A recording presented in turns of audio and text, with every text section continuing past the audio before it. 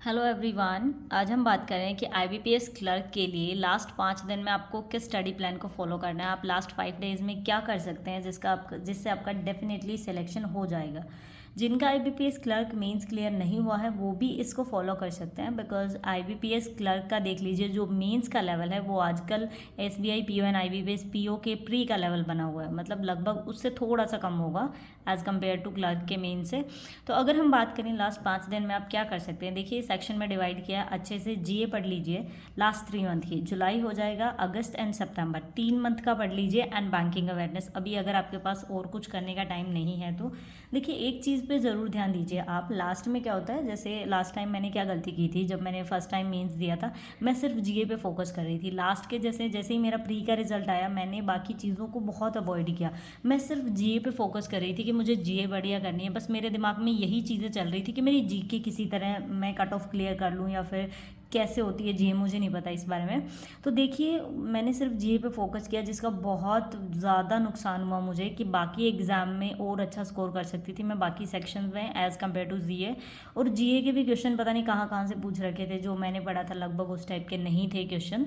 तो अभी आप ये 3 महीने के कर सकते हैं। अफेयर्स क्लाउड से पढ़ लीजिए, स्टडी आईक्यू से पढ़ लीजिए, या फिर देखिए कुछ टाइम से ये चीज़ें बहुत ज़्यादा नोटिस में आ रही है कि जो आरआरबी पीओ का मेंस हुआ था उसमें बोल रहे हैं कि जो मॉक ड्रिल्स के हैं ना आपके पास जो जीए है उसमें से डायरेक्ट क्वेश्चन आए हुए थे। तो डायरेक्ट क्वेश्चन तो नहीं, अगर आपने मान लीजिए अफेयर्स क्लाउड से अच्छे से पूरे मंथ का पढ़ रखा है देन फिर आप उसके भी अगर आपके पास टाइम है तो आप क्वेश्चन रिवाइज कर सकते हैं। एक बार रिवीजन मार लीजिए, ज़्यादा नहीं तो लास्ट के 3 मंथ का देख लीजिए कि उसमें सिर्फ 1 लाइनर क्वेश्चन है, आपको डिटेल में नहीं दे रखा है क्या चीज़ें। तो सिर्फ उससे पढ़ोगे तो मे बी उससे रिलेटेड कुछ पूछ लिया तो आपसे नहीं हो पाएगा वो। इसीलिए एक बार जो भी न्यूज़ है उसको डिटेल में देखिए, देन फिर आप उसके अलग अलग वेबसाइट से उनके क्वेश्चंस कर सकते हैं प्रैक्टिस। क्वांट्स की बात करें, एक इंपॉर्टेंट सी चीज़ है, जो भी स्क्वायर होते हैं, क्यूब्स होगी, जो भी रूल है आपके, देखिए इन चीज़ों को हम बहुत अवॉइड करते हैं। प्री में तो फोकस करते हैं बट मेंस में फोकस नहीं कर पाते, जिससे बहुत ज़्यादा नुकसान होता है इस चीज़ में। तो सबसे पहले आप लोग क्या करिए, ये चीज़ें ज़रूर रिवाइज करिए डेली बेसिस पे, ताकि आपकी कैलकुलेशन थोड़ी सी फास्ट हो। बिकॉज जैसे ही आप लोग देखिए हम मेंस की प्रिपरेशन कर रहे हैं तो मेंस की प्रिपरेशन के टाइम क्या होता है, बहुत ज़्यादा टाइम लगता है क्वेश्चंस को सोल्व करने में, तो हमारी थोड़ी सी स्पीड कम हो जाती है उसके कंपैरिजन में। जैसे प्री में करना होता है ना 20 मिनट में 35 क्वेश्चन, वैसा नहीं मेंटेन हो पाता। तो इसीलिए ये चीज़ें डेली बेसिस पे 10 मिनट लगाइए, आप डेली रिवाइज कर लीजिए, बढ़िया रहेगा आपके लिए। और क्वांट्स, रीजनिंग, इंग्लिश तीनों आपकी एक साथ प्रिपेयर हो सकती हैं मॉक टेस्ट से। डेली के 5 मॉक टेस्ट का टारगेट रख लीजिए कि आपको 5 मॉक टेस्ट करने हैं एंड आपको किस तरह से हर रोज़ एक मॉक टेस्ट करना है। लेकिन कोशिश करें अगर मॉक टेस्ट में अच्छे स्कोर नहीं आ रहे तो आप मॉक टेस्ट टाइमर के साथ ना अटैम्प्ट करें, उससे आपका क्या होगा, बिल्कुल ही डाउन हो जाएगा सेल्फ कॉन्फिडेंस और नहीं हो पाएगा। तो आप लोग क्या करिए, डायरेक्ट सबमिट कर लीजिए देन फिर उसको सोल्व करिए, तो आपके ये भी चीज़ें ठीक रहेंगी अगर आप करना चाहते हो। अगर आप टाइमर के साथ करना चाहते हो तो कर लीजिए।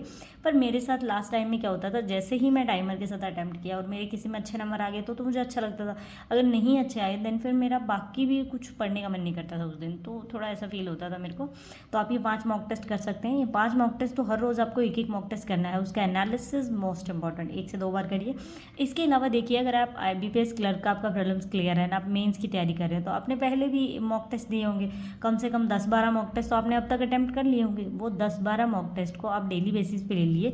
जैसे एक तो आपको फ्रेश मॉक लगाना है, इसके अलावा आप क्या कर सकते हैं, जो आपने 12 या 13, 15 जितने भी मॉक टेस्ट लगाए हैं तो उस हिसाब से डिवाइड कर लीजिए कि 5 दिन में आप कितने रिवीजन कर पाएंगे। 3 रिवीजन कर सकते हैं, 2 का रिवीजन कर सकते हैं। तो उनको आप जो भी सेक्शन आपको वीक लगता है एटलीस्ट आप क्या करिए, क्वांट, रीजनिंग और इंग्लिश करिए वहाँ से। जीए मत करिए, कोई प्रॉब्लम नहीं है, जीए आप जस्ट लास्ट 3 मंथ की करिए।